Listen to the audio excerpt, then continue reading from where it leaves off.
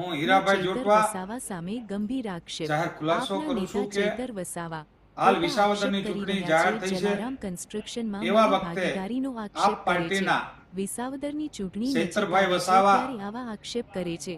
ચૈતર વસાવા બિનજરૂરી સામે હું માનહાનિનો દાવો કરીશ. એક જોટવા જલારામ ચૈતર વસાવા કન્સ્ટ્રક્શનનો સાબિત માલિક કરે છું કે કે જલારામ ભાગીદાર છું એવો આક્ષેપ કન્સ્ટ્રક્શનમાં કરે છે. મારી ત્યારે ભાગીદારી છે. આપ પાર્ટી ભાજપની મારે એટલું જ બીટીમ કહેવું હોય છે તેવા કામ લોકોને કરે છે.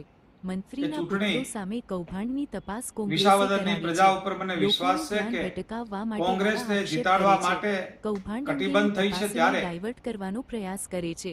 નર્મદા આપ જિલ્લામાં જે પાર્ટી કંપની કામ કરે ભાજપની છે બી ટીમ તેની હોય એવી તપાસની રીતે વાત કેમ નથી કરતા? જ્યારથી ચૈતર વસાવા કેજરીવાલ સાહેબ ભાજપના પૂર્વ પ્રમુખ ઘનશ્યામ પટેલના છૂટા ભાગીદાર ત્યારથી છે. જોઈ તો માહિતી હરિયાણા નામની હોય, કંપની ચાલી રહી જોઈ છે. તો દિલ્હી હોય પોતાના વિસ્તારની કે તપાસના નગરપાલિકાની મુદ્દા કેમ છોડી ચૂંટણીમાં દીધા છે? ત્યારે એમના ભ્રષ્ટાચાર ઉમેદવાર કર્યો હોય તેની ગઠબંધન સામે છોડીને કાર્યવાહી થવી જોઈએ. જ્યારે વિસાવદરની ચૂંટણી જાહેર ન થઈ હોય ત્યારે એમનો ઉમેદવાર પણ જાહેર કરે છે અને ભારતીય જનતા પાર્ટીને નિશાન બનાવવાને બદલે જ્યારે એક મંત્રી ઉપર તપાસ ચાલતી હોય, એની તપાસ કોંગ્રેસે કરાવડાવી હોય, ત્યારે યોગ્ય દિશામાં તપાસ ચાલતી હોય ત્યારે એમની સાથે મારું નામ જોડીને હું એમનો ભાગીદાર છું,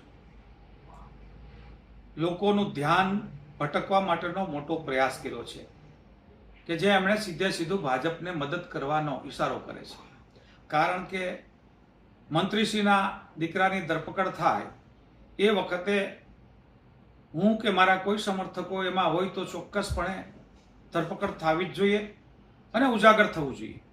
એમ ન થતા જે તપાસને ડાયવર્ટ કરવા માટેનો જે એમણે શ્રેષ્ઠતા કરી, એટલે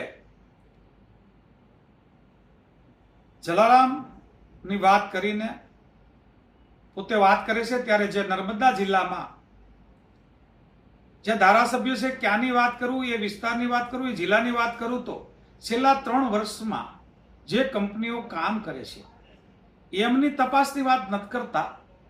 મારી પાસે કોઈને કોઈ સૂત્રો દ્વારા માહિતી મળી છે કે ચૈતરભાઈ ઘનશ્યામભાઈ પટેલ ભાજપના પૂર્વ પ્રમુખના ભાગીદાર છે.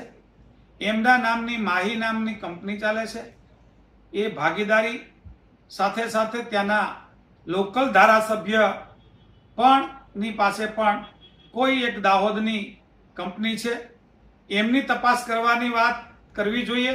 કારણ કે એ કંપનીઓએ જ્યાં કામ કર્યા છે ત્યાં અને એ જિલ્લામાં 3 વર્ષથી કામ થયા ત્યાં ખૂબ ભ્રષ્ટાચાર થયો એવું હું નથી કહેતો, પણ આ પ્રેસના મીડિયા કહે છે કે એક પછી એક ખૂબ મોટું 38 કરોડનું કૌભાંડ આવ્યું એવું લખાઈને આવે મીડિયામાં.